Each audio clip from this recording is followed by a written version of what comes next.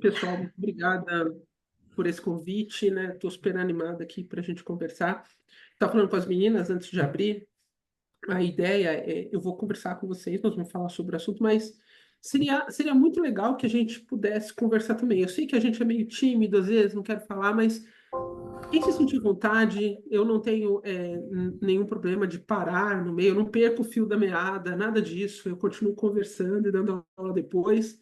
Vocês podem parar, vocês podem perguntar, vocês podem comentar. Eu acho que isso é uma coisa que agrega bastante. Espera aqui, eu acho que eu preciso que você libere para mim para eu poder dividir minha tela aqui. Autorizado, doutora. Este aqui.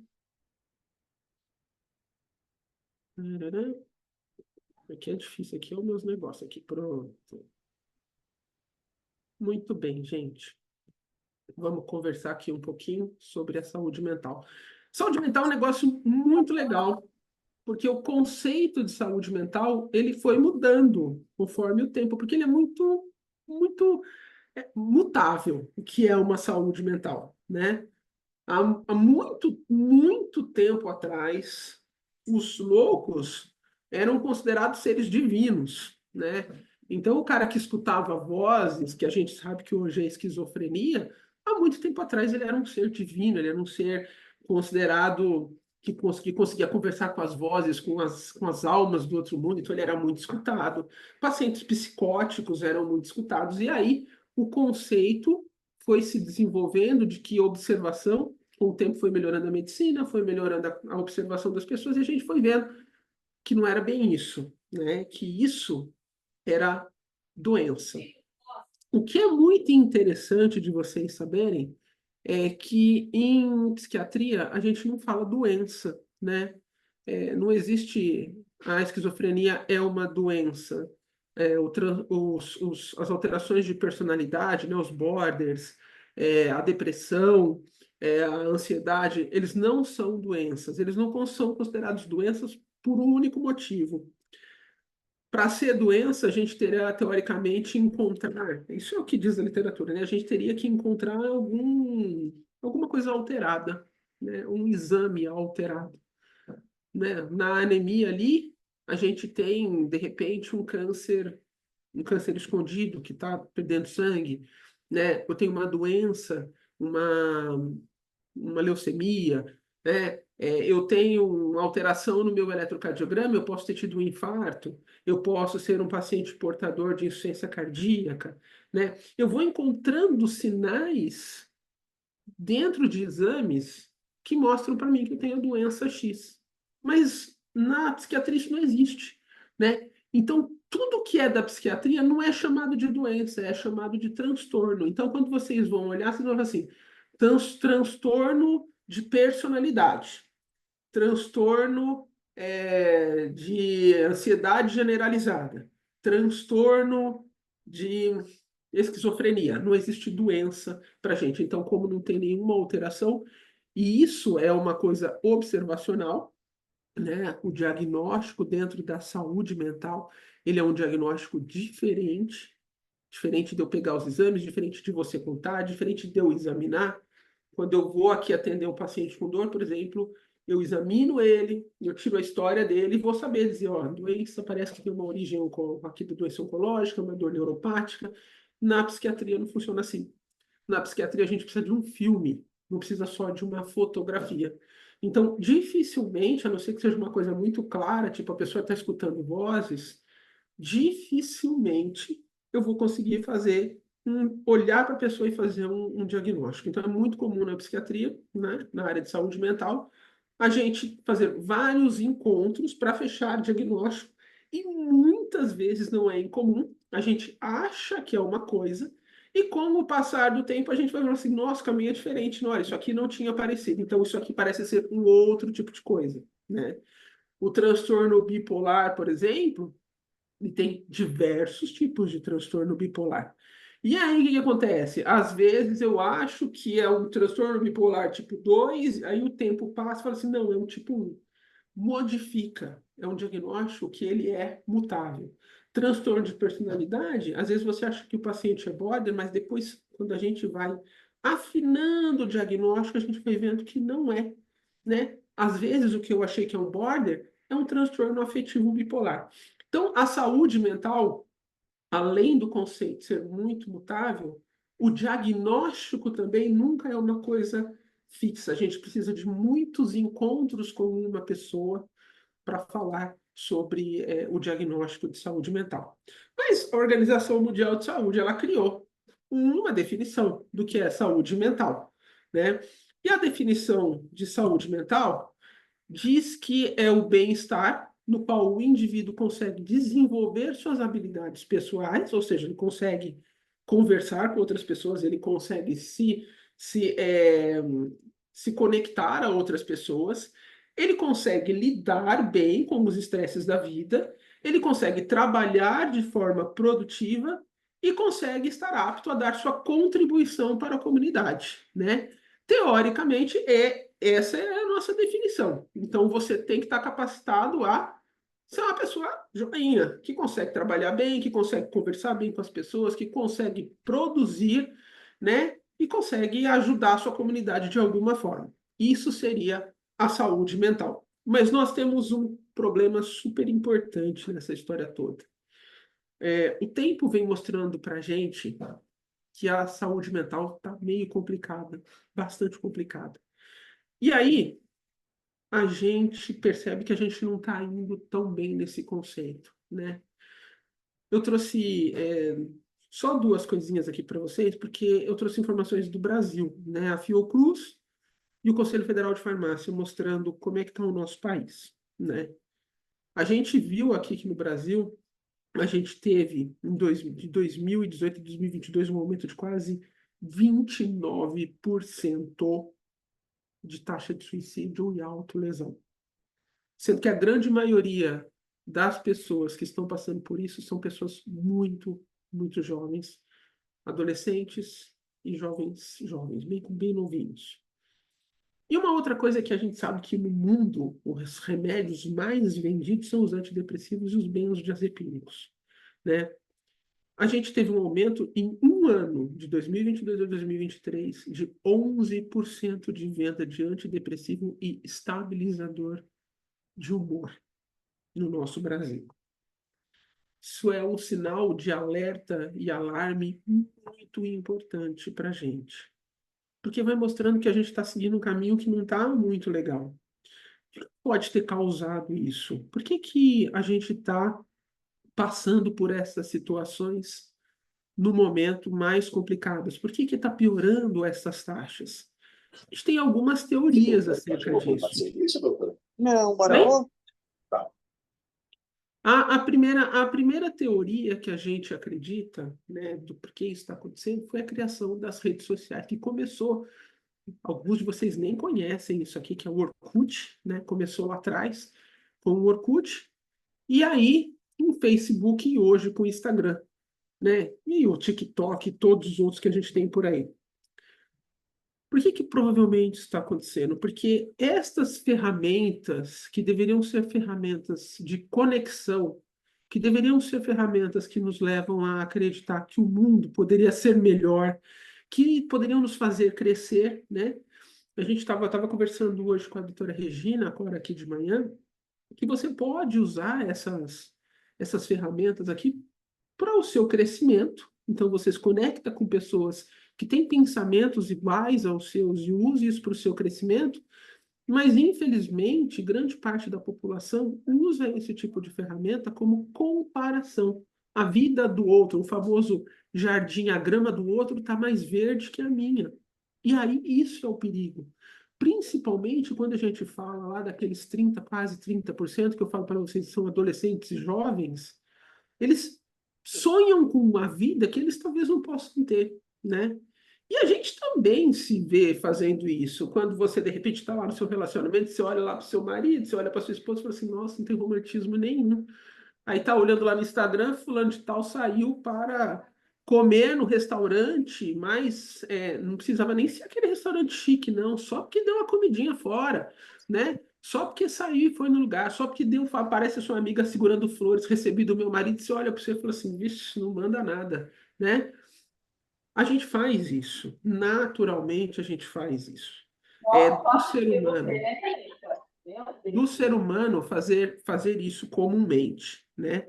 Então, isso tem sido uma ferramenta muito alavancadora de casos, né, de adolescentes e jovens que usam como uma ferramenta de comparação, e isso vai piorando muito, muito a saúde mental deles. Tá aqui um grande exemplo disso, né? Ficou super conhecida que é a Gabriela Pugliese, todo mundo olhava para ela e para o marido e achava, né? Viagens maravilhosas, sempre se beijando, sempre se cuidando, sempre maravilhosos, o corpo perfeito, isso, aquilo, era muita gente seguia a Gabriela, queria ser igual a Gabriela. E aí o que acontece? Um dia o meu marido me trai. No dia seguinte, a foto que eu estava viajando com meu marido super boa, já estou me avisando, já estou avisando vocês que eu estou se separando, né? E aí ela foi tão criticada, que ela soltou esse comentário aqui, né? Falando sobre a internet. Se a pessoa está feliz, ela vive uma vida de fantasia. Se ela está triste, é teatro. Se ela deixa de seguir alguém porque ela quis, é biscoito. Se ela fala do assunto, é cansativa. Se ela não fala, é fake. Hoje eu tô pistola, eu parei de seguir porque as coisas começaram a aparecer quando você se separa, né? Eu nem sou, eu sou que nem vocês, galera. Nem tudo é porque quer alguma coisa, é apenas sentimento, né? Então, o que que a gente vai vendo? As pessoas, elas vão criando vidas que não são delas, né? Elas vão criando um perfil que muitas vezes não é a realidade da vida delas. Isso está se tornando cada vez mais comum. Tem um meme que é maravilhoso, que é esse aqui, ó. Quando você olha o cara, e é isso que você vê na internet, parece que ele está no voo, mas na verdade nada mais é do que ele está segurando a tampa de uma privada e está lá uma turbina no ônibus no computador dele. E ele criou essa foto, né? Então, o que tem acontecido muito é que nós estamos sendo obrigados o tempo todo a ter uma vida de alegria, uma vida de felicidade, uma vida de completo sucesso o tempo todo. E isso não é vida real. A gente acorda triste, a gente acorda bem, a gente briga em casa, a gente faz as pazes, a gente tem dias bons, a gente tem dias ruins, a gente faz dívida, a gente faz muita coisa todos os dias. E não necessariamente a gente tem que parecer feliz o tempo todo, mas o mundo tem cobrado que a gente fique feliz o tempo todo. E quando a gente não consegue alcançar isso, porque a vida não é tão fantástica assim, porque eu tenho conta pra caramba para pagar, porque tem alguém doente na minha família, porque eu não consigo viajar e realizar os meus sonhos, por mais que eu tente na minha vida, por mais que eu esteja trabalhando pra caramba, mas é que meu dinheiro precisa ser pago no meu apartamento, eu acabei de ter neném, estou cheio de gastos. Por mais que a gente não consiga realizar todos os sonhos e ter essa vida de alegria que o mundo nos exige o tempo todo, a gente precisa lutar e parar para prestar atenção de que a gente precisa viver a normalidade. E a gente precisa olhar para a gente e falar assim: opa, estou me reconhecendo aqui, isso aqui não está me fazendo bem. Talvez eu precise me afastar um pouco da rede social. Talvez eu precise olhar a rede social com outro olhar. Talvez eu precise pôr o pé no chão e perceber que a vida real não é isso. Não é mais aquele pensamento que eu tinha lá na adolescência. Porque, gente, eu estou falando dos adolescentes que vivem muito isso, mas muitos adultos vivem desse jeito. Então, eu preciso pôr o pé no chão, eu preciso olhar para mim e falar assim: deixa eu pôr um pouquinho de pé na realidade. A coisa que aconteceu nesses últimos tempos também, que fez com que esses números piorassem muito, foi o Covid, né? Covid foi uma coisa muito intensa. A gente olha e esquece que o Covid foi agora há pouco. Nós estamos falando de 2019, 2020, nós estamos em 2024. Hoje, quando a gente olha para trás e pensa no Covid, parece que ele foi 10, 20 anos atrás, mas ele não foi, ele foi agora há pouco, né? Foi um período de total incerteza na vida de todo mundo. Foi um período que a maioria de nós teve que ficar em isolamento completo.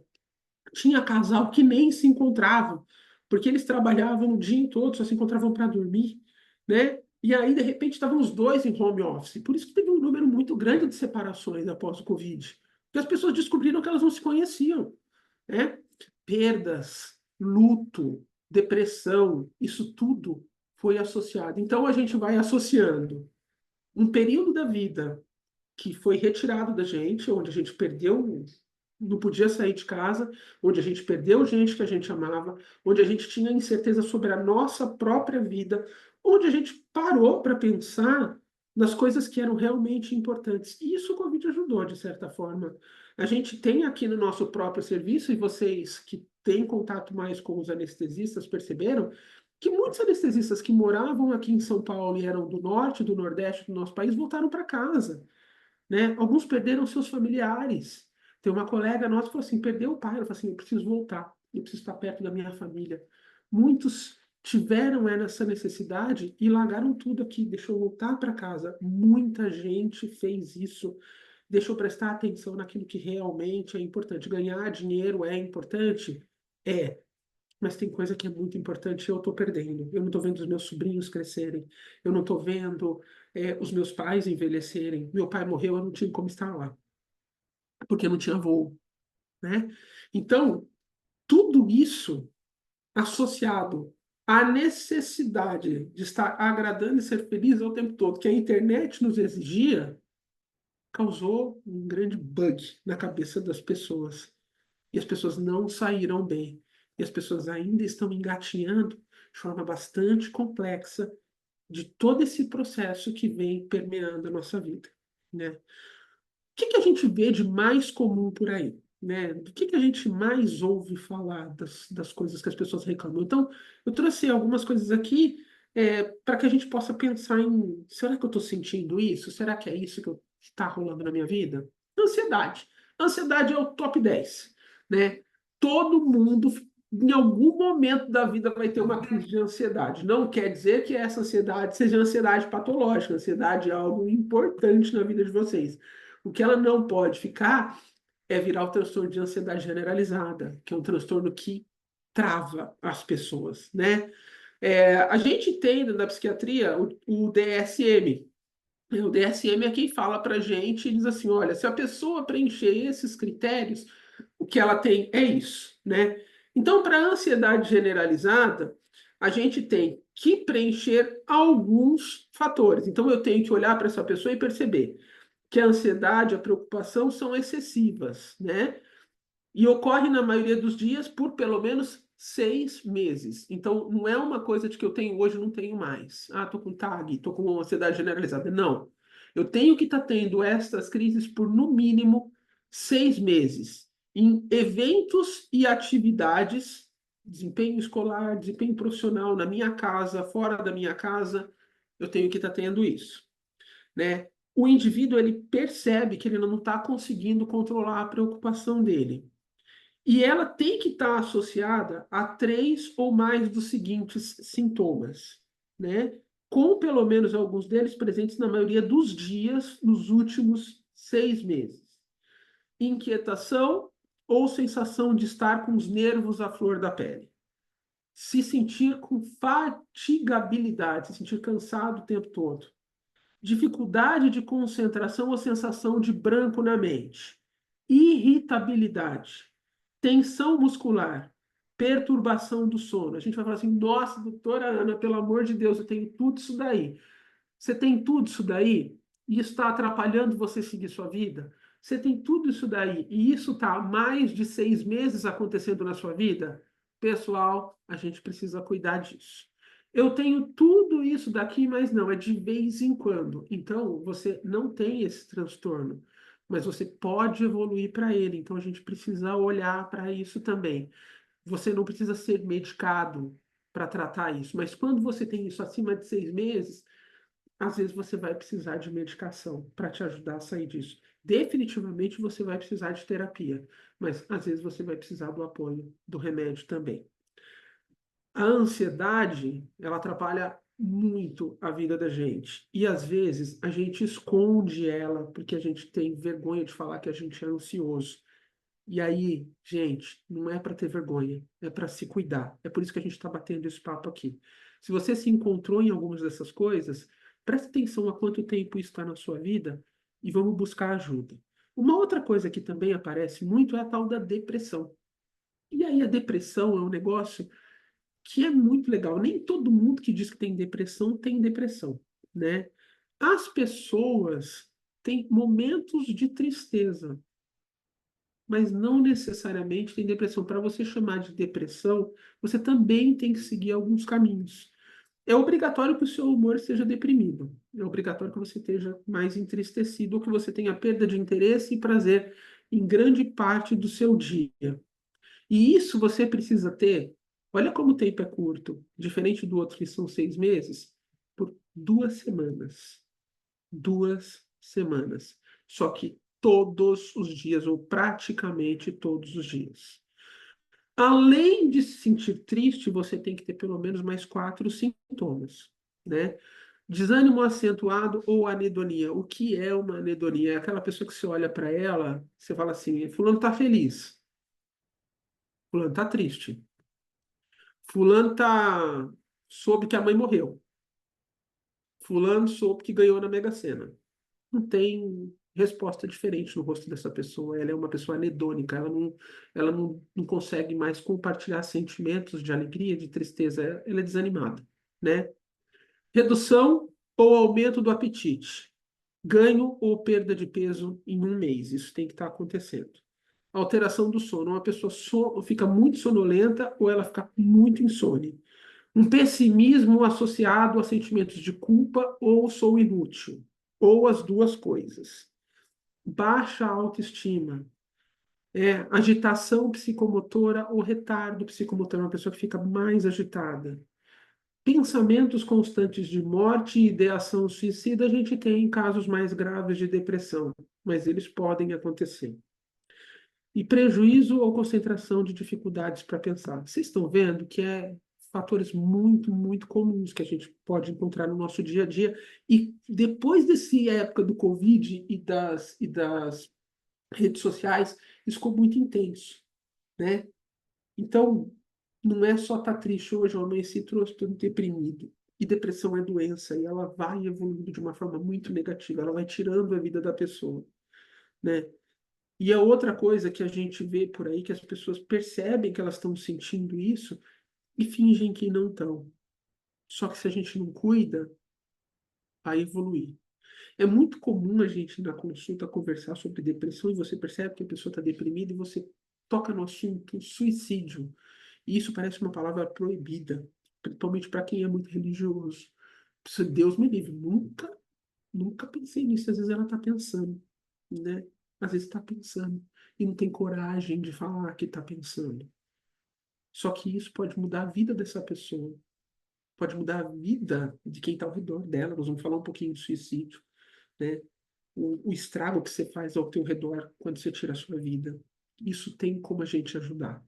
Então, prestar atenção nesses sintomas, prestar atenção se eu estou há 2 semanas, pelo menos, sentindo isso, se eu tenho mais 4 dessas outras coisas, ou se quem está ao meu redor está mostrando isso, é muito importante. A gente chama isso de red flags, né? São as bandeiras vermelhas, são as bandeiras sinalizadoras que nos fazem perceber se eu estou com alguma pessoa aqui do meu lado que pode estar sinalizando um negócio. A gente tem que parar de não ver as pessoas.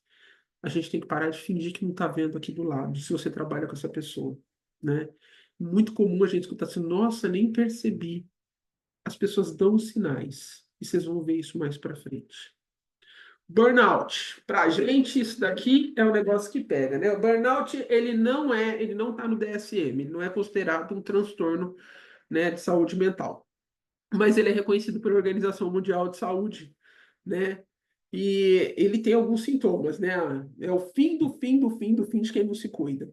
Exaustão extrema, estresse, depressão, um esgotamento físico e mental importante, insônia, alteração de sono, mudança comportamental, social e de humor. Então a pessoa ela vira uma outra pessoa. Então assim, não é possível que essa fulana que era tão tranquilinha virou esse bicho aqui, né? Virou, tá com essa raiva toda do mundo, não tá conseguindo dar conta de nada. E a pessoa não consegue realmente dar conta de nada. Isso daqui precisa ser afastado. A pessoa que tá com burnout, ela precisa ser afastada, ela tá adoecendo, ela está entrando em ruína, né? Tem alguns passos, né, que vão nos ensinando que são os 12 estágios do burnout, onde a gente vai percebendo que a gente está entrando nesse ciclo que é muito perigoso e a gente precisa cuidar dele. Então, quando você começa a perceber que você não está tendo necessidade de aprovação em tudo, né? Você não está conseguindo olhar para você e falar assim, não, isso aqui que eu fiz foi legal. Se alguém comenta um negócio negativo do que você fez, você já... E 10 pessoas comentam que foi muito bom, você só fica grudado na ideia desse negativo. Você fica com uma necessidade de aprovação o tempo todo. Necessidade de se desligar, incapacidade de se desligar do trabalho, você não para de pensar no trabalho. Você está lá de férias, está abrindo seu WhatsApp para saber o que está acontecendo. Porque você tem medo de que não saber o que está acontecendo possa te tirar do trabalho, possa te deixar fora, e você não desliga, né? Você deixa de cuidar das suas necessidades pessoais, né? Então você não vai no cinema porque você quer adiantar um trabalho, né? Você começa a trabalhar desse jeito. Você fica fugindo de conflitos o tempo todo, em vez de ir lá e conversar para resolver o conflito. Revisão dos seus valores, a sua família, né, a sequência da vida, você muda toda voltado para o trabalho. Ele passa a ser a coisa mais importante do seu universo. Você nega problemas. A gente conversa com vocês, fala assim, não, estou ótimo, não estou sentindo nada, estou super bem, não estou tendo problema. Embora a sua vida esteja um caos, às vezes em casa, por causa do trabalho. Não, tá tudo bem, isso vai passar. Eu tô meio nervosa, eu tô me ocupando muito com o trabalho, eu tô muito ansiosa, eu não tô dormindo direito, nossa, eu não tô dando conta, não tô conseguindo ir pra academia porque eu tenho que trabalhar muito, mas tá tudo bem, vai ficar tudo bem, vai melhorar. Eu começo a me distanciar da vida social porque eu não tô conseguindo lidar mais com isso. Mudanças evidentes de comportamento. Aquela pessoa que era tranquila, que trabalhava com você, sempre sorridente, passa a ficar carrancuda, passa a ficar irritada, passa a brigar com todo mundo, né? Qualquer coisinha ela explode. Podia ser uma coisa besta que fala assim, nossa, gente, não era para tanto. Foi só que um negócio que no relatório não estava legal e a pessoa explode, né? Despersonalização, que é isso, você não reconhece mais a pessoa e ela não consegue mais olhar para ela mesma, um vazio, uma sensação de vazio interno, aí vem a depressão, e por último, chega no limite do limite do limite que a pessoa não consegue fazer mais nada, ela sente um esgotamento, esgotamento real, esgotamento de não conseguir sair da cama, esgotamento de não conseguir mais lidar com nada, né? O burnout precisa de afastamento. O burnout precisa de cuidado, né? Muito cuidado. A gente precisa mudar a vida da pessoa para que ela possa se reconhecer, entender o que ela perdeu na vida dela, o caminho que ela perdeu em busca de colocar, né, o trabalho acima de absolutamente todas as coisas da vida dela, e a gente precisa cuidar dessa pessoa. Porque depois do esgotamento, eles perdem a vontade de viver. E isso é algo muito, muito complexo. O suicídio, né? Duvido que algum de vocês não tenha tido contato com alguém ou conhecido alguém que nos últimos tempos tirou a sua própria vida. A pessoa que é suicida, antigamente a gente tinha, a pessoa está se matando, mas não quer se matar, ela é só para chamar atenção. Não, às vezes ela quer se matar mesmo. É real, né? A gente tem algumas coisas que a gente falava, não, quem lá, cachorro que late não morde, morde sim. Às vezes ele está pedindo ajuda, você não está prestando atenção, né? Não necessariamente aquele que vai cometer suicídio, ele está deprimido. Não necessariamente. Às vezes tem pessoas que são impulsivas. O maior índice de suicídios que a gente tem hoje nos adolescentes é por impulsividade, né? Nem prestou atenção por que está fazendo isso. E são coisas muito bestas. Nós temos históricos de pessoas, tem uma história de uma moça que se matou porque não teve um número suficiente de likes na foto que ela postou. Até então estava tudo normal, só que não era normal, porque não é normal você ficar contando likes nas suas fotos. Isso não é. E isso é a coisa mais importante da sua vida, porque aí você se torna popular, né? Então, cachorro que late, morde sim, e não necessariamente quem parece não estar deprimido ou não está deprimido, não vai se matar, né? Então, tem alguns sinais que a gente precisa ficar de olho. A pessoa que tem uma visão negativa sobre si mesma, você vai fazer um elogio para a pessoa nunca, nunca é boa o suficiente. Ela fala, não, não, imagina. Ela tem um negócio chamado síndrome do impostor, né? Que ela acha que em algum momento alguém vai descobrir que ela é fake. Ela é maravilhosa, sabe tudo, estuda pra caramba, mas alguém colocou na cabeça dela que ela não é suficiente. Então ela tem uma visão negativa de si o tempo todo, de que alguém vai descobrir que ela não é real, que ela não é verdadeira, que em algum momento vão perceber que ela não é capacitada. Ou tem aquela pessoa que não consegue olhar para si de uma forma positiva. Está relacionado muitas vezes com a forma de criação da pessoa, né? Aquelas pessoas que a vida inteira escutaram, você não é capaz, você não, essa pessoa não consegue. E aí, isso é um dos pontos que conta quando a gente coloca uma red flag. Uma pessoa que já negativamente, ela já olha para si de um ponto negativo. Pessoa que não sente esperança para o futuro. Você conversa com a pessoa e ela tem um discurso de desesperança o tempo todo. Pessoas isoladas ou pessoas com solidão. Gente, tem muita gente que vem morar sozinho aqui, família fica fora e a pessoa está sozinha aqui. Uma pessoa que mora sozinha, às vezes, e que começa a ficar muito na solidão, é alguém que a gente tem que prestar atenção nela. Pessoas que começam do nada, elas modificam e começam a ficar agressivas e irritáveis. Ó, vamos levantar aí o olho para aquele burnout lá. Tá caminhando. Pessoas que ameaçam se suicidar, a gente não pode falar que não tem a chance disso acontecer. Um grupo muito grande de suicidas são as pessoas que fazem uso de substâncias ilícitas, né? Entre os pacientes que usam substâncias, cocaína, heroína, crack, há um índice muito alto de suicídio, né? Pessoas que param de se importar com as coisas que eram importantes para ela anteriormente. Tem gente que faz preparativo para funeral, tem gente que se organiza para isso. Então, quando a pessoa começa a fazer isso, começa a ficar de olho, não é algo esperado.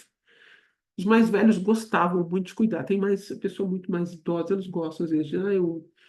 Tem uma mulher que ela ficou conhecida, Dercy Gonçalves foi uma comediante muito famosa do passado, já faleceu. Ela construiu a própria, onde ela queria ser enterrada, né? Ela escolheu o caixão, ela fez tudo isso, mas ela era muito velhinha quando ela fez isso.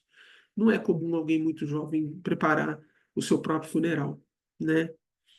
É, pacientes ou pessoas que não tinham, mas começam a ter comportamentos de risco, sabendo que tem chance maior de ter um final negativo, são pessoas com potencial para suicídio. Pacientes que promovem autolesão, e aqui os adolescentes, eles estão muito presentes. Aquele adolescente que você olha para cima e para baixo, está sempre com a roupa, né? Com manga comprida, aquele calor de 90 graus, e o cara com Porque manga as comprida. cobranças. Muito, Aline. Muito, né? E aí, o que acontece? A gente tem. Você vai olhar o braço, você vai olhar aqui na região, né? Da parte superior do braço, tudo cortado, tudo cortadinho, né? Isso é muito, muito comum a gente ver nas pernas, no meio das pernas. É muito comum a gente encontrar principalmente em adolescentes, não só em adolescentes. Tem, às vezes, você vê a pessoa tá toda machucada e ela fica se, se pegando, se machucando, né? Não precisa estar cortando. Machuca com a própria mão, se coça até machucar. Tem gente que se morde, né? Porque a ideia é a sua dor interna tá tão intensa que só você provocando uma dor física talvez consiga aliviar a dor emocional que você está sentindo. Então, por isso que é muito comum em adolescente, mas não só em adolescentes. Pessoas que frequentemente estão falando sobre morte, pessoas que frequentemente estão abrindo páginas de suicidas. Mudança, gente que tem mudança drástica de comportamento, humor, a gente tem que ficar de olho. Pessoas que se sentem fardo para os outros. E aqui sim entram os idosos, né? A gente tem um número maior de idosos, vocês não, às vezes não sabem, mas tem muito idoso que comete suicídio por se sentir fardo, né? Isso Às vezes eles até combinam o marido e a mulher e os dois promovem autoextermínio porque se sentem fardos para os filhos. Em alguns países onde a eutanásia é permitida, tem muito idoso, né, que se candidata para ser eutanasiado justamente por isso, por não querer se sentir fardo, né? E possuir meios letais, né? Então, a pessoa que vai lá e tem uma arma, a pessoa, ela tem uma chance de, num momento de, de ansiedade, num momento né, de estar, ter uma coragem aí do nada, fazer isso, né? São sinais de alerta que a gente precisa ficar de olho, né? É, eu conheci um rapaz, na verdade é o pai dele, né, que eu cuido, que ele estava tudo bem, né? Ele começou a ter sinais de que começou com a ideação suicida, começou o tratamento, parecia que estava indo tudo bem. O pai foi visitar ele em casa, estavam na cozinha da casa dele, e aí o pai conversando com a nora, conversando com o filho, perguntou: filho, como é que você tá? Você está indo bem? E ele falou assim: não, pai, estou fazendo tratamento, estou indo super bem, as coisas estão indo bem. Aí, de repente, ele sai e ele fala assim: eu vou lá buscar um negócio na churrasqueira. E aí eles escutam um tiro. Ele tinha uma arma em casa. E aí o pai sai correndo, e quando o pai vê a cena que ele encontra, a cara do filho desfigurada, porque ele deu um tiro. Ele se matou. E eles estavam conversando, não fazia nem 5 minutos dentro da cozinha, com o pai perguntando se estava tudo bem, né? Então, estavam sorrindo, né? Assim como o Chester Bennington, que foi o vocalista do Linkin Park, que se suicidou, e a gente tem milhões de exemplos, milhões de fotos de pessoas na internet que esse aqui, 36 horas, 24 horas, às vezes algumas horas antes do seu suicídio, estavam sorrindo. Aqui ele está com a família, né? Essa aqui é a esposa dele e os filhos, todos curtindo a praia. 36 horas depois, ele se matou. Então, a gente tem um monte de foto de pessoas e de jovens passando por isso, e você fala assim: nossa, mas que susto! Aí se mostra a foto da pessoa sorrindo no dia anterior. Então, não necessariamente a pessoa que você vai encontrar com esse perfil é aquela pessoa entristecida. Pode ser que você encontre, mas você vai encontrar gente que você não tem nem sinal de que essa pessoa era suicida. Essa foto aqui foi postada pela esposa dele com uma carta super bonita, falando sobre o fato de não ter percebido que ele estava tão emocionalmente doente, né? Não percebeu, não percebeu, e era a esposa dele. Então, a gente precisa estar pronto para ouvir o outro. A gente precisa estar pronto para ouvir a gente. Isso é muito importante, você se perceber e não chegar nesse ponto, pedir ajuda antes desse ponto chegar. Porque a gente vai percebendo, sim, que as coisas não estão bem. A gente vai percebendo, sim, que a gente está mais adoecido. E a gente fica se cobrando por essa sociedade que nos cobra tanto e esquece do estrago que a gente faz ao nosso redor se a gente tira a nossa vida. Então, olhar para si, se cuidar, reconhecer, pedir ajuda não nos faz fracos. Pedir ajuda nos faz muito mais fortes do que a gente imagina. E isso é muito importante, né? Mas como é que a gente resolve então, né, Ana? Porque se a gente está exposto a tudo isso todos os dias, porque é isso, né? Eu contei para vocês aí que tem tudo isso, mas como é que a gente pode se ajudar para a gente evitar a ansiedade, para a gente evitar a depressão, para a gente evitar o burnout, né? Para a gente evitar mudanças, né, que possam nos levar a situações muito ruins da vida? Eu tenho que mudar o meu estilo de vida. Então a gente precisa olhar para algumas coisas que são muito importantes, né? Então, tem hoje um negócio chamado medicina de estilo de vida, que a gente chamava antigamente de medicina preventiva, mas na verdade eu coloquei isso como exemplo porque são muitas coisas que você pode fazer por si mesmo que vão fazer diferença no seu humor. Dormir bem é muito importante. Dormir é muito importante, né? Às vezes a gente fica falando assim, não, eu fico super bem com 4, 5 horas de sono. Não é verdade. Se o organismo não fique, a longo prazo ele vai gritar para você, né? Você vai se tornar mais ansioso. Você tem tendência à depressão. Você tem tendência a ficar mais irritado no trabalho, porque o seu corpo pede que você durma. Então, melhorar a qualidade do sono, cuidar dessa insônia que está aparecendo aí, não levar o bendito lá para sua cama, né? Então, se preparar para dormir é algo muito importante, como você se prepara para coisas importantes da sua vida. Dormir é uma das mais, é onde o nosso organismo ele se renova. Então, é onde a gente dá um reset no nosso cérebro. Ele precisa baixar um pouquinho de vez em quando a função dele para que a gente possa descansar. E dormir bem é uma coisa que é diferente. Não é só dormir o dia inteiro e acordo com sensação de que eu não dormi nada. Eu tenho lá uma apneia do sono, tenho que cuidar disso. Porque eu tenho que atingir a profundidade do sono para que eu possa realmente descansar. Fazer exercícios, né? A gente arruma desculpa para tanta coisa na vida da gente. Eu não estou me tirando fora disso, não, gente. Né? A gente arruma desculpa para absolutamente tudo na vida. Desculpa para não ir na academia, desculpa para não dar uma caminhada, desculpa. Gente, tem que mexer. A real é essa. Nossa vida de escritório, nossa vida de hospital não é um exercício suficiente.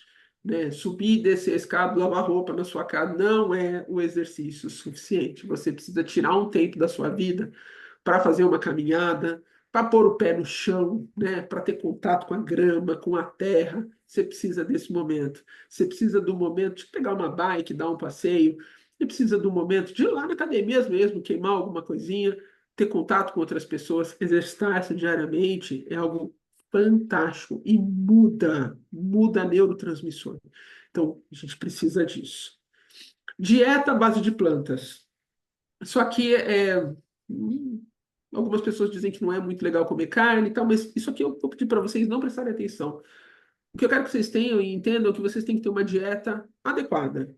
Não tem que ser vegetariano, não tem que ser vegano, não é, isso não é uma obrigatoriedade, né? Nós nem fomos criados para ser assim, né? A gente tem canino para cortar carne. Nosso organismo ele desfaz a carne. A proteína é importante. Proteína animal é importante na nossa vida. Ok, não como proteína animal, tá tudo bem, uma escolha, mas o importante é que você tenha uma dieta adequada. O importante é que você não viva de alimentos ultraprocessados. O importante é que você não viva lá do fast food o tempo todo, né? Você precisa comer legumes, você precisa comer verdura, você precisa comer uma carne, você precisa comer arroz, você precisa comer bem, né? Você precisa se alimentar de alimentos bons. Tem uma regra que diz que a gente tem que descascar mais e desembalar menos, né? Então, uma coisa que vale a pena seguir. Por quê? Porque a dieta, nós estamos falando lá da sua flora intestinal, e hoje a gente já sabe que o intestino é o nosso segundo cérebro. É isso aí. Hoje a gente já tem até estudos que mostram, né, que pessoas que têm aquele intestino claudicante, hoje eu faço cocô mais mole, hoje eu faço cocô mais duro, hoje eu faço 3 dias sem ir, 2 dias sem ir, hoje eu vou agora essa semana eu estou indo todo dia. Tem muita relação, por exemplo, com Parkinson lá na frente. Então a gente precisa cuidar da nossa flora bacteriana, para a gente cuidar da nossa flora bacteriana, para a gente cuidar da nossa permeabilidade intestinal, a gente tem que se alimentar bem. A gente tem que escolher direitinho o que a gente come. Então, descasca mais, desembala menos. Evitar tabaco, né? Evitar fumar é algo que é bastante importante. A gente sabe que faz mal para coisa. Tem gente aqui no tabaco, você pode colocar aquele seu cigarro eletrônico também, né? Pode colocar o vape aqui nessa história. Não só o tabaco, mas o álcool em excesso também. Não tem problema você socializar de vez em quando, tomar um vinhozinho é gostoso, mas não é para tomar isso todo dia, né? Não é para tomar meia garrafa todo dia. Mulheres têm doses de álcool menores que as do homem, né? O nosso organismo lida com isso de uma forma diferente. E o álcool, ele é interessante. Tem um monte de gente que fala assim, tomar um vinho todo dia, uma tacinha, não é ruim, faz bem para o coração. Tem um outro grupo que fala que não é bem assim, mas a verdade é que os excessos devem ser evitados e o tabaco definitivamente não é uma boa ideia. Gerenciar o seu estresse, fazer atividades que te conectem Com o espiritual é uma coisa legal, né? Um momento de meditação. Você crie momentos desses na sua vida. Doutora Ana, tem 3 filhos, não tem tempo para fazer isso, não. Né? Amiga, vai ali no banheiro, desde que seja no chuveiro, tem um momento para você se cuidar. Você precisa, de alguma forma, sair um pouquinho de casa, né? Tem um negócio chamado Mindfulness, que é muito legal, que foi desenvolvido e muitos donos de empresas usam o Mindfulness. Você usa o seu dia a dia, alguma coisa que acontece no seu dia, para você se conectar e conseguir se desligar, né? Minha primeira experiência com mindfulness foi muito legal. O Stuart era um cara que fazia isso muito bem e ele me mostrou como fazer isso. Ele trabalhava lá no Einstein, né? E aí ele conseguia fazer a pessoa fazer meditação quando estava vomitando, né? Ela percebeu o corpo dela no processo de vomitar e isso ele conseguia fazer a pessoa meditar nesse momento. Ele me mostrou a meditação através de lavar as mãos, que eu lavava automático, e aí prestando atenção em cada cantinho da minha mão. Eu fiquei 20 minutos olhando para minha mão, tomando cuidado com ela, e isso fez com que eu desligasse do que estava ao meu redor por 20 minutos, né? Então, gerenciar o estresse é algo muito importante. Exercício ajuda a gerenciar estresse legal, desde que você não seja muito extremamente hipercompetitivo, né? Gerenciar estresse. Ter relações saudáveis, né? Cuidar dos seus relacionamentos. Não se mantenha infeliz porque preciso ser infeliz. Não é assim que funciona a vida. Faça amigos, tenha amigos, se relacione com as pessoas, né? Não vai matar ninguém fazer um happy hour de vez em quando, tomar um café junto, se encontrar fora do ambiente de trabalho, isso é super saudável. Isso aumenta os melhores relacionamentos, né? A gente vem para o lugar para trabalhar porque é a nossa forma de ganhar dinheiro, nós temos todos os boletos motivadores todos os dias. A gente pode ter sorte de encontrar no nosso trabalho grandes amigos, mas na verdade é trabalho. Mas quando a gente começa a levar a relação para fora, num happy hour, batendo papo, conhecendo aquela pessoa, você fala assim, nossa, fulano me cobra muito, mas aí você sai com fulano, é um super contador de história, super gente boa, né? CPF, CNPJ, que a gente brinca, né? A pessoa tem um CPF demais, CNPJ é meio chato, mas você começa a olhar a pessoa com outro olhar, né? Lembra de cuidar dos seus pais, vai visitá-los, liga para sua mãe todo dia, ou de vez em quando, liga para o seu pai para saber se está tudo bem.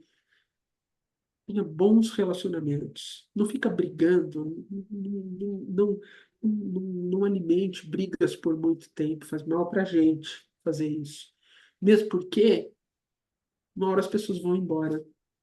E a gente perde um tempo tão precioso de poder estar se relacionando de uma forma saudável com aqueles que estão ao nosso redor, né? A verdade é que a gente tem que parar de prestar atenção e falar assim, quando eu viro e falo assim, nossa, o ano já está acabando, só me faz pensar que eu não estou contemplando a vida, que eu não estou fazendo nada disso, eu estou vivendo automaticamente. Por quê? Porque o ano continua tendo os 365 dias que tem quando você era criança. E parecia que o Natal demorava um século para chegar, que o aniversário da gente demorava um século para chegar. Ele continua com o mesmo número de horas, com o mesmo número de dias da sua infância. A única diferença é que você foi engolido pelo mundo, você foi engolido pelo seu dia a dia, foi engolido pelo seu trabalho, foi engolido pelas suas preocupações, por os milhões de contas que a gente faz todos os dias. E a gente deixou de contemplar. E quando a gente deixa de contemplar, a gente adoece mais rapidamente, a gente fica mais propício a isso. E aí, quando a gente deixa de contemplar e vê lá o outro que se está contemplando ou não está contemplando na internet, fazendo aquilo que eu gostaria de fazer, mas eu não tenho tempo na minha vida porque eu tenho tanta coisa para fazer, a gente vai adoecendo, a gente vai minando a nossa saúde mental. E a ideia é a gente evitar isso. A ideia é a gente cuidar para não chegar nisso. Mas se chegar, a gente ter a capacidade de olhar para a gente, de reconhecer também no nosso amigo que está passando por isso e oferecer ajuda, autoajuda e ajuda para o outro. E falar, vamos cuidar de você, deixa eu cuidar de mim. Né? É isso. Super obrigada pela atenção de vocês até aqui e a gente pode bater um papo para quem quiser aí bater um papinho. Nossa, Ana, em primeiro lugar, sensacional, assim, a forma como você trouxe todo o tema, a importância e tudo que a gente está aqui querendo estender mesmo, porque é um tema que é tão delicado, né? E a gente fica se vendo, né, em vários momentos da vida onde a gente já sentiu todas essas coisas, a gente se identifica, ou a gente identifica pessoas que a gente ama que estão passando pelo mesmo momento, e é tão difícil a gente conseguir abordar o tema, ajudar as pessoas. é, então, assim, em primeiro lugar, queria já, desde já, dizer que está sendo fantástico poder bater esse papo com você. E aí queria abrir para o pessoal aí perguntar também, trazer alguns comentários, alguns questionamentos. Ó, o pessoal está fazendo vários comentários ali, Eu ó, estou todo vendo mundo aqui, te ajudando. agradecendo. Primeiro, muito obrigado aí, pessoal. Obrigado mesmo. Mas a gente queria ouvir um pouco Acho de que a Cássia vocês, quer falar gente. ali, ó. Isso. Oi, pessoal, bom dia, tudo bem? Doutora, eu achei o tema assim fantástico. Acho que saúde mental é algo bem importante para a gente falar e trabalhar, né? E assim, já tive experiências bastante, inclusive eu até perguntei outro dia para minha terapeuta que eu sou um radar de pessoas que querem se suicidar. É muito louco, porque, enfim, o povo vem me procurar e eu fico, caraca, o que eu faço agora, né? Enfim. E aí eu queria saber, tipo, o que que a gente faz para ajudar, porque eu já tive experiências assim de me envolver no assunto e de querer salvar a pessoa, de tipo, meu Deus, eu preciso fazer algo para te ajudar e não, vamos procurar um médico ou não, o que que eu posso fazer por você?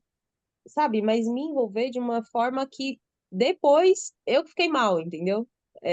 Eu absorvi tanto o assunto, tanto a vida da pessoa, era uma amiga minha, né? Enfim, e eu fiquei doente, assim, depois eu que fui começar a terapia, depois eu que fui passar com o médico, porque eu me envolvi demais no assunto. E quando ela fazia as coisas assim que, né, era para se mutilava, enfim.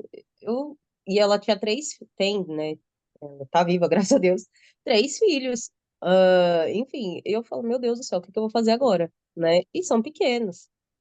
Então eu queria saber uma dica aí do que a gente pode fazer, se dá para fazer sem mergulhar de cabeça na vida Ó, da pessoa.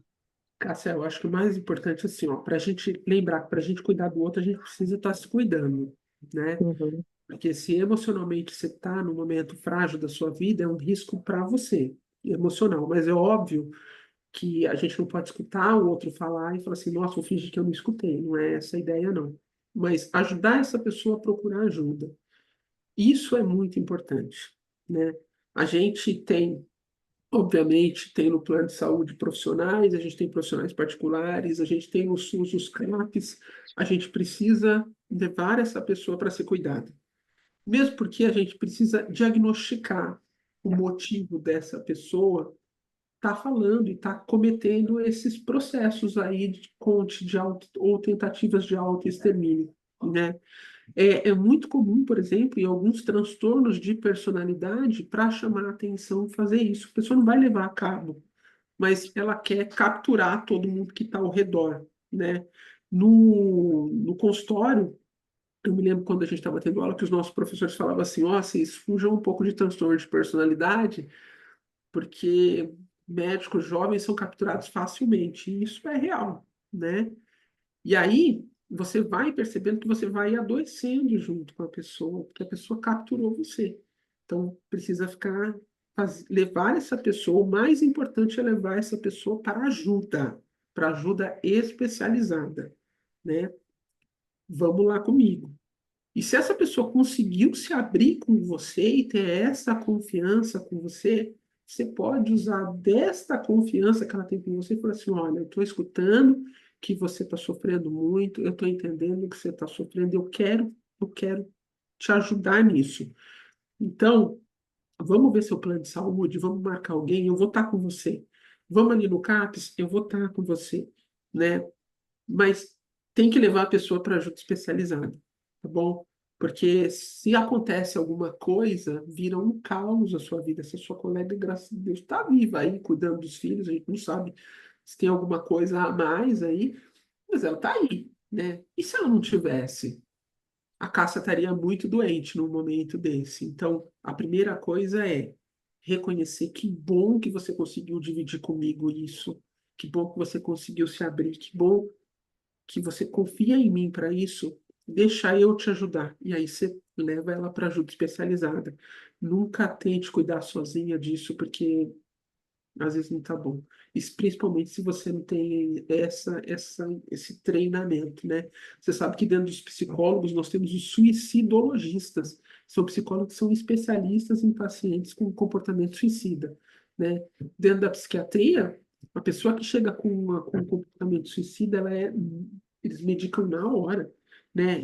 Quando você vai no pronto-socorro com uma pessoa que está com ideação suicida, dependendo do nível de ideação, e se ela estruturou ou se ela tentou naquele momento, ela é internada, porque a gente chama isso, a pessoa está em risco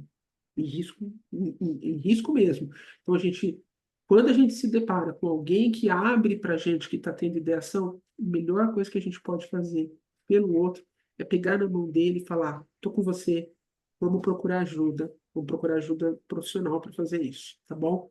Senão a gente corre o risco de tentar ajudar a pessoa o tempo todo e a gente vai adoecer junto com ela. Nossa, nem me fale. E quando a pessoa não quer, Tá? complica muito, porque Mas é por isso que eu falei para casa, você, quando a pessoa não quer, você vai usar da sua, ela fala assim, nossa, tá me procurando, eu tô aqui preocupada com você, vamos lá, nem que seja por mim, vamos lá, né? Eu quero já te fiz isso. ajudar, né? Não tem jeito, porque você pode estar diante de um transtorno de personalidade, aí você está capturada, e aí você precisa fazer essa pessoa ser observada, entendeu? Entendi. É coisa. Tem gente que não vai querer se ajudar mesmo, Cássia, mas aí vai além daquilo que a gente pode. Mas o grande lance é o seu coração tá tranquilo. Eu estou tentando ajudar essa pessoa. Você tem que levar Uhum. ela para ajuda específica. Se você estiver diante de um colega, de uma amiga que tem transtorno de personalidade, Jesus, está perdida. A captura é algo muito perigoso. Muito, mas é muito perigoso mesmo, né? Eu acho que era o caso, né? Enfim, Não, foi bem não, complicado. total. Às vezes esses pacientes com transtorno de personalidade borderline dão muito trabalho para a gente, dão real muito trabalho, né? E é trabalho assim, tipo, vou tentar matar. Não, a gente tem um histórico de uma moça que ela fala assim: vou tentar matar minha mãe, eu vou matar a minha mãe, vou matar. E aí ela saía do amor extremo à mãe dela para o ódio total, onde ela iria matar. E ela foi internada, porque ela realmente tentou matar a mãe dela, né? Nossa, Motivo de tentar matar a mãe dela. O batom que a mãe levou para ela, que comprou para ela de presente, não combinava com, com a paleta de cores dela. Border sem cuidado, né? Tentou matar a mãe. Então, tentativa de suicídio, que não é para se suicidar, mas é para chamar atenção a uma característica muito, muito importante. Aquela pessoa que ela te avisa, ela faz, mas você fala assim, não fez, não fez. Fez uma vez, fez a segunda, tem que levar para ajuda especializada. Porque essa pessoa tem alta chance de transtorno de personalidade, está tentando capturar. Tem gente que não faz nada, para vocês terem noção do perigo, e por isso que precisa da ajuda especializada. É, tem gente que vai lá, ó, pega aquela caixinha lá de. A gente já viu isso lá no hospital. Pega a caixinha de diazepam, solta tudo na privada, libera, aperta coisa, aí toma um diazepam, dorme e faz de conta que tomou. A família chega em casa, tem 30 diazepam que desapareceram, acho que a pessoa que matou. A pessoa dança, dança, mas ela está adoecida. Né? Ela vai para o pronto-socorro, ela vai ganhar carvão ativado, vão fazer lavagem, vai parar na UTI. Até alguém percebeu e falou assim, não, tá muito estável, foi só um soninho isso daqui, chamar atenção, né? Por isso que a recomendação é, se você estiver diante de alguém que está com um discurso suicida ou que está demonstrando e falando para você que está com ideação suicida, essa pessoa precisa de ajuda especializada. Convence, convence, né? Convence ela aí. Aí você vai ter que usar o seu poder de convencimento, que vai ser grande diferencial. Ela precisa de ajuda. tá bom, obrigada pela Imagina. explicação. senão adoece junto mesmo. É, Não, foi o caso. eu acho que quem vive com portadores de transtorno de personalidade são pessoas que sofrem demais, sofrem demais. Filhos de mães com transtorno de personalidade sofrem muito. Teve momentos de ver assim a situação, inclusive uma vez que eu decidi me afastar porque ela estava grávida na época e aí ela tomava para dormir porque ela não queria. é, Ela falava só, eu tô cansada, eu tô cansada. Tomava assim muito Dramin, né? Porque era a única coisa que ela dizia que tomava e que passava. Mas já teve antes dessa gravidez, a última gravidez que ela teve, de tomar Marivan e parar no hospital. E aí eu dormi no hospital com ela, enfim. E na época, assim, minha mãe tem Alzheimer também, né? Então, tipo, minha cabeça tava o quê?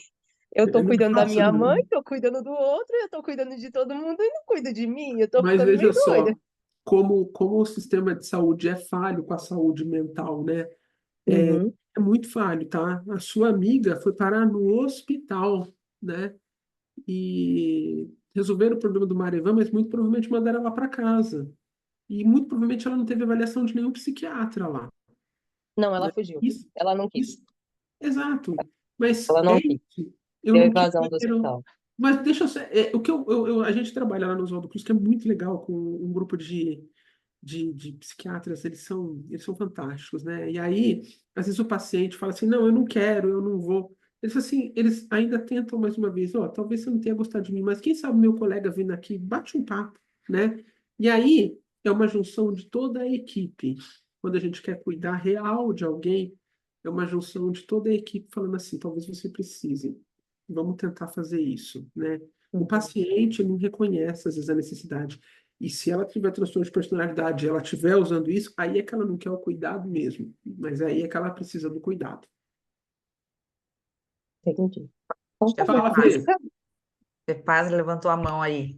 Oi, Fê Paz, prazer ter Oi, você aqui com a gente. oi, gente, tudo bem? Eu estou em sala, mas eu não perdi essa aula maravilhosa, esse bate-papo, saudade da minha, saudade de todos vocês, que a gente se encontra virtualmente, mas muito obrigada por essa aula linda, maravilhosa.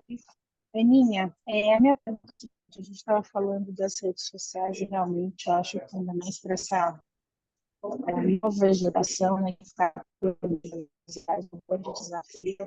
Quem tem filhos, né, crianças, adolescentes, a gente estaria uma luta diária, uma vigilância diária com isso, né? Eu pergunto isso porque dentro dessas redes a gente vê jovens e adolescentes sendo desafiados, né? Vários suicídios, vários machucados, automutilações por conta desses desafios, né? Como perceber isso, como a gente proteger, né? Porque eu vejo que são jovens adolescentes, mas a gente também tem alguns desafios dos adultos, né? Que a gente vê, às vezes, esses massacres, essas coisas que a gente vê por aí, né? Enfim, o que você acha disso? Dá uma sua opinião a respeito desses Nossa, Fê, é o mal da internet, né? É que a gente conversou. A internet, ela acaba sendo, às vezes, um grande lugar de crescimento, mas ela acaba sendo, às vezes, um problema para a gente. Os desafios, adolescente é um período desafiador já naturalmente, né? E eles são suscetíveis, muito suscetíveis à internet. Tanto é que é muito louco, né? A faixa etária dos jovens e dos adolescentes, dos meninos, é onde tem mais morte por trauma, porque eles não têm medo, parece que eles não têm medo de nada e que nada vai acontecer com eles, né? O problema é que eles são muito suscetíveis ao que está aparecendo na internet. Então, o que parece ser alguma coisa popular, alguma coisa top entre eles, e eles vão lá e fazem, né? O que é importante é lembrar que ele é adolescente.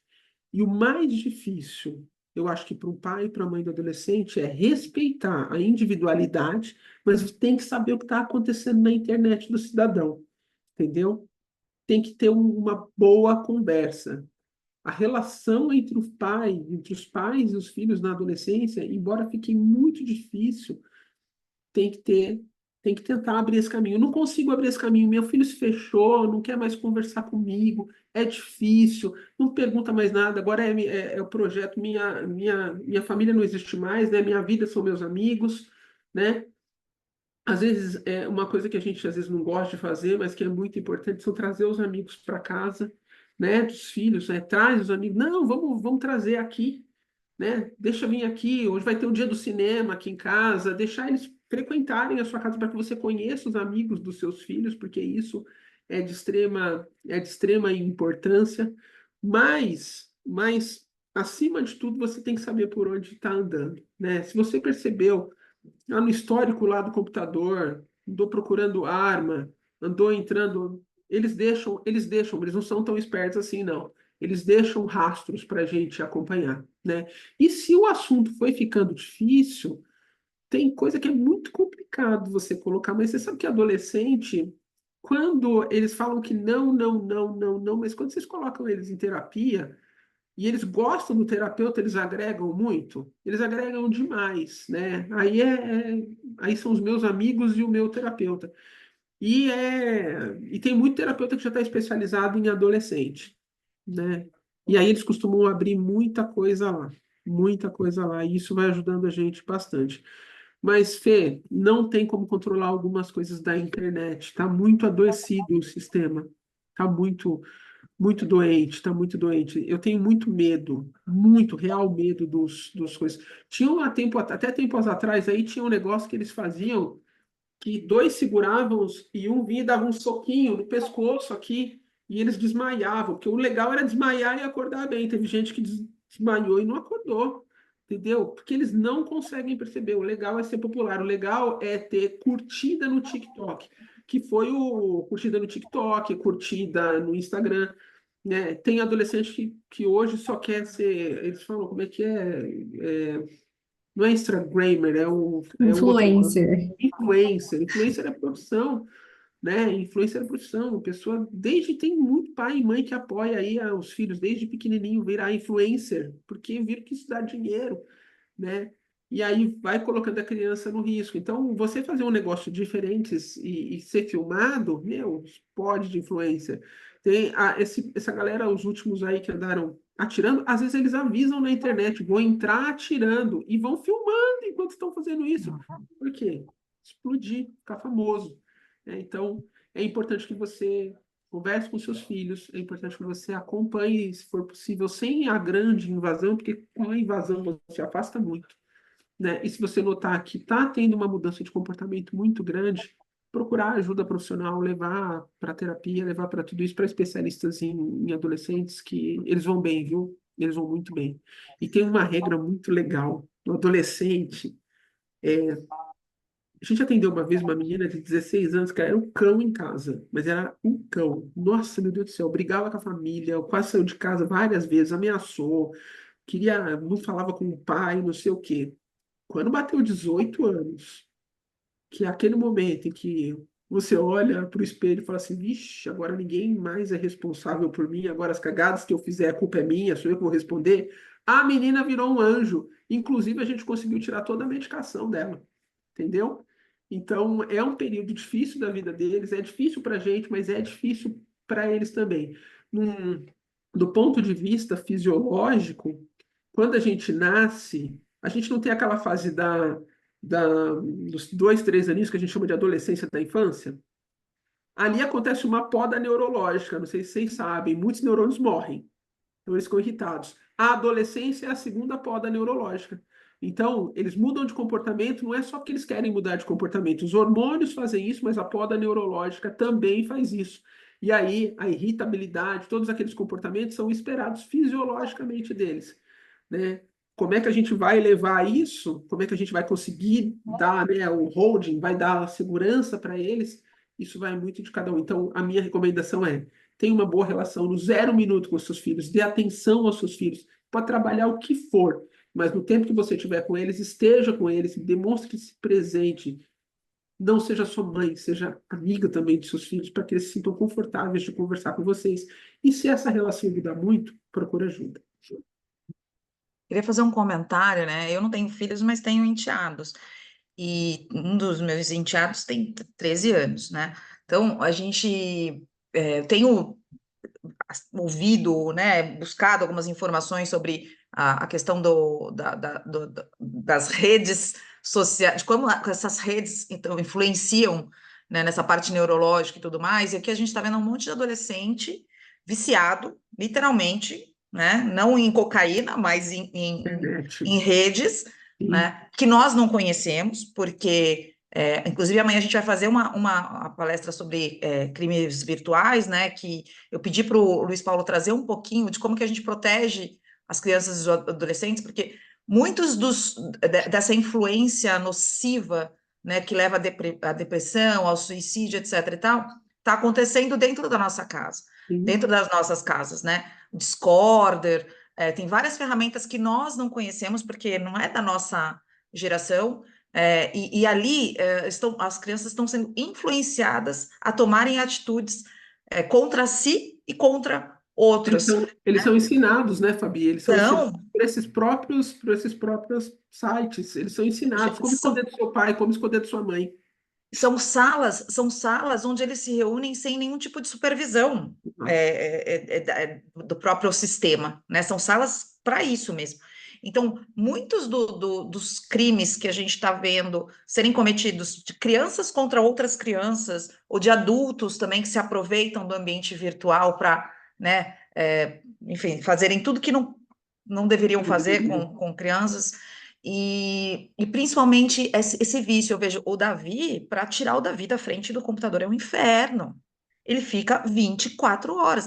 A gente sai, quer levar ele para um restaurante que ele gosta, para fazer alguma coisa que ele gosta, ele já sai, tipo, querendo voltar. Então, assim, eu acho que isso de você ser amigo vem até a gente tem que forçar um pouco mais, sabe? A presença.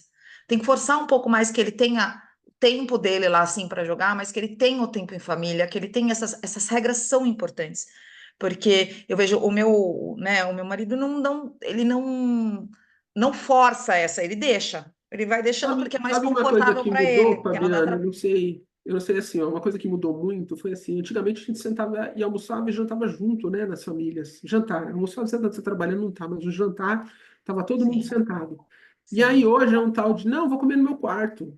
No meu quarto, Sim. vai comer na mesa, vai jantar, vai estar com a gente, né? Então isso é muito importante. E não Voltar posso essas sair coisas. porque senão vou ser banido do jogo. Isso existe, Não, né? gente, é surreal. Você não consegue. E é um vício. Gente, isso tem que ser tratado como um vício. Mas é tratado, Como um Fabi. vício. É Mas os tratado em pais não tempos e têm essa menores. consciência, Ana. A gente tem que ter a consciência. Quando fala assim, ah, não, tá, é da fase da idade. Não, é um Não. vício. Ele é viciado. Ele tem que ser tratado como uma Mas a criatura gente que está também tá, Fabi. viciada. Muitos aqui esquecem o celular em casa. Tem gente que pira quando fica longe do celular, Hum, é né? Não verdade. são só eles, não. As pessoas enlouquecem. Esqueci meu celular. Meu, parece tipo assim, aconteceu alguma coisa na vida muito grave. Morreu minha avó. Não, só esqueci o celular. Entendeu? Isso é. A gente tá. Uma sociedade adoecida. A gente precisa parar para olhar para isso.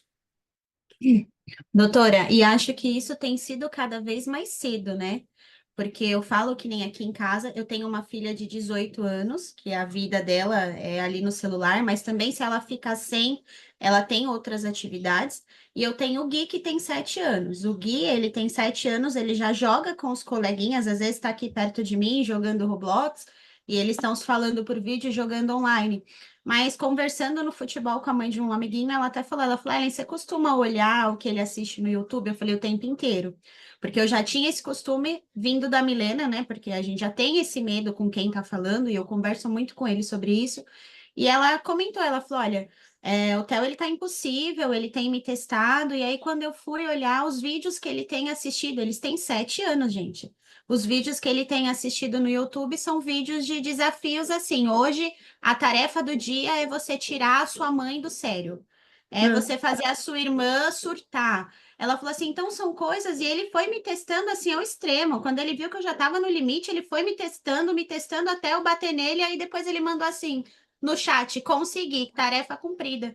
Falei, gente, eles têm 7 anos. Então, assim, isso tá cada vez mais cedo e é um desafio enorme.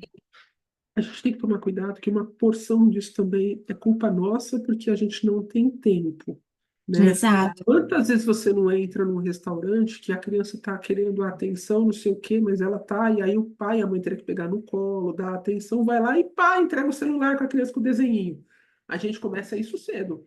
Eu vejo neném com o celular na mão ou com o celular pendurado assistindo desenho da galinha pintada. A gente começa isso, né?